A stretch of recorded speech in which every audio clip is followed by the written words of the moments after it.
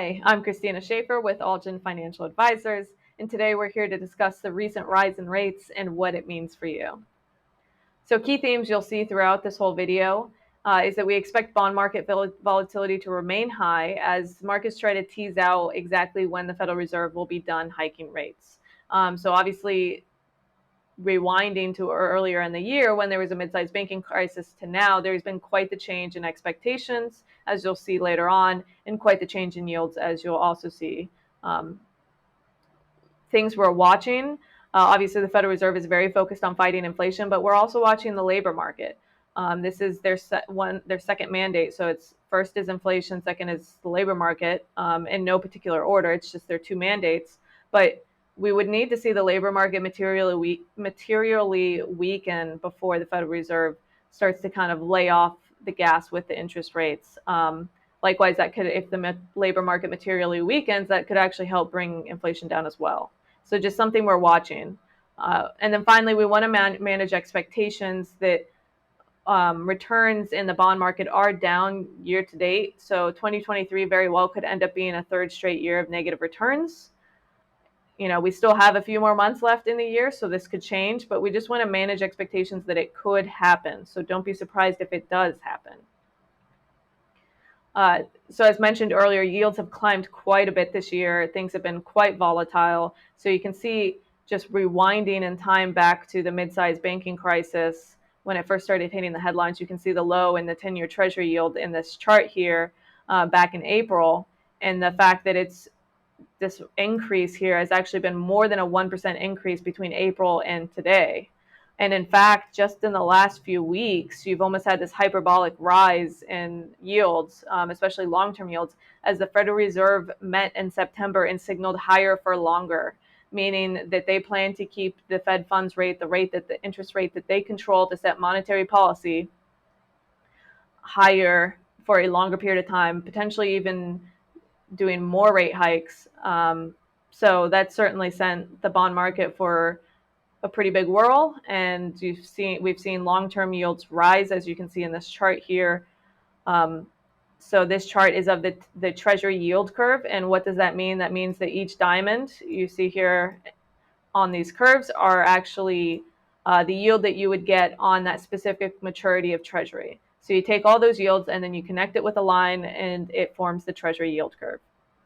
And the Treasury yield curve can shift based off of expectations for the Fed funds rate or an interest rate that the Federal Reserve controls, based off of inflation expectations, based off of growth expectations. So that's why yields essentially move around, and that's what kind of makes up any movements that you see.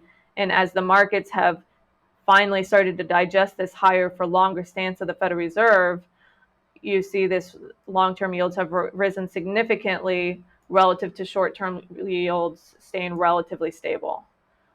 So that's quite the change here, and that corresponds with this move up in expectations for the Fed funds rate. So you can see here in gray, that was back in 4/14, so that was right after the mid-sized banking crisis started hitting headlines.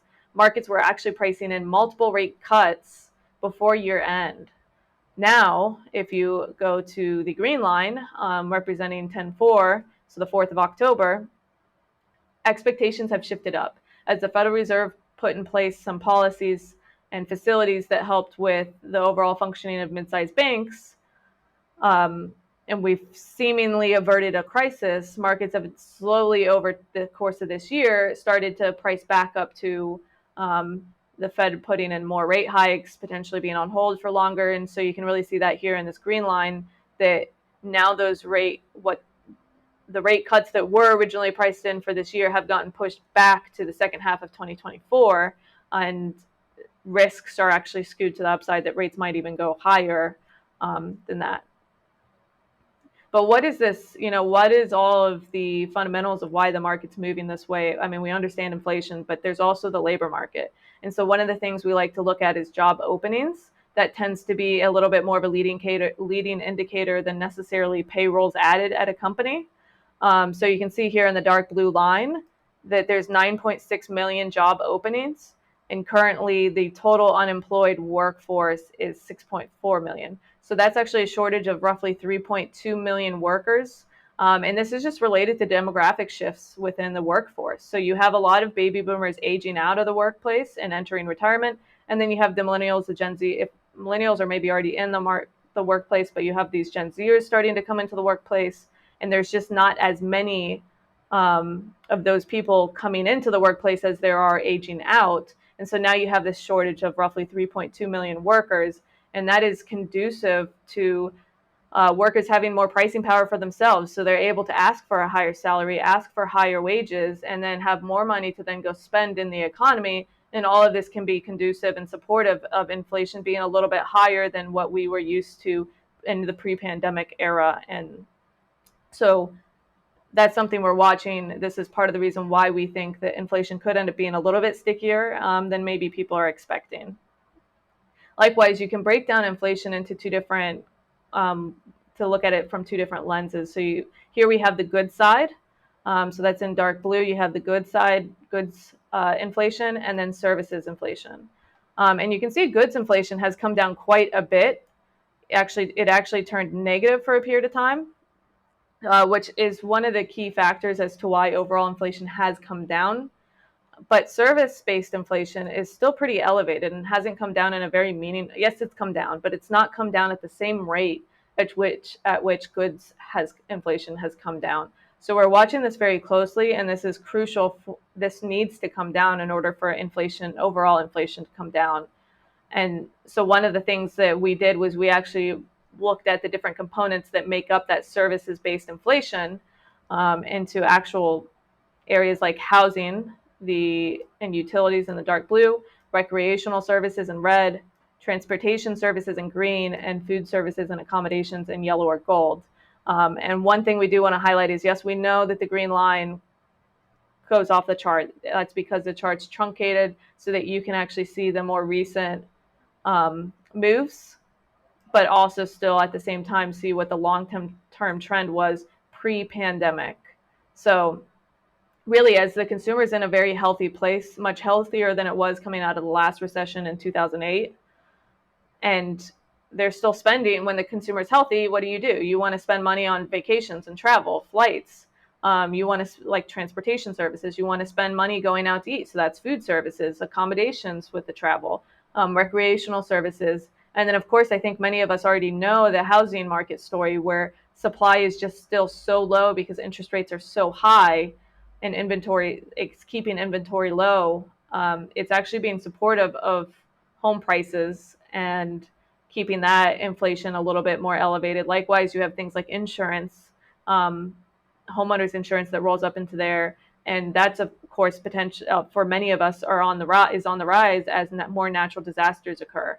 So the point here is that there's still a lot of components that haven't come down enough within the service side inflation for service side inflation to actually come down. You can see that generally everything's still above the pre-pandemic trend. So we're watching all these different components very closely. All of this, of course, ties back to the health of the consumer, which we're also watching very closely, in the job market. But we would want to see this come down in a more meaningful way for inflation to get back down to the Federal Reserve's target of 2%. But what does this all mean for the positioning of portfolios and for investing? Because that's really what we do here, is we manage your investments, we provide your financial plan.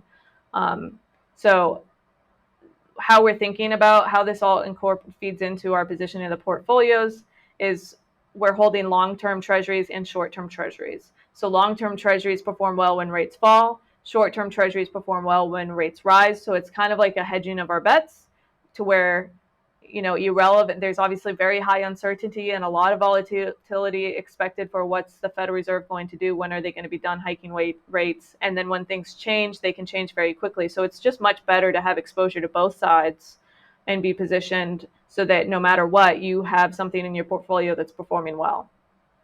Likewise, stickier inflation could also could contribute to continued underperformance within long-term treasuries. So keep in mind that when yields rise, bond prices fall. So if inflation sticks around longer, the Federal Reserve hikes rates maybe one or two more times, that could cause long-term treasuries to continue to underperform, as we've seen already this year. as the yields rise and the prices fall. So something to also be mindful of and just manage expectations, but it could happen.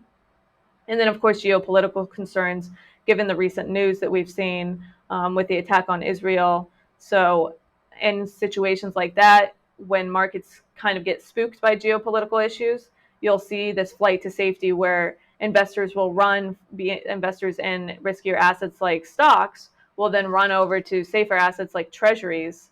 And that just from that demand for treasuries can bring the price of treasuries up and the treasury yields down. And so we could see a short blimp where treasury yields actually fall. But if inflation still isn't down to the Federal Reserve's 2% target and the labor market hasn't changed or loosened in any type of material way, we still think the Federal Reserve is going to be focused on fighting inflation. And they've made that abundantly clear in their messaging. So something to keep in mind there. These are the things we're watching. This is how we're positioning portfolios. But again, thank you for joining us.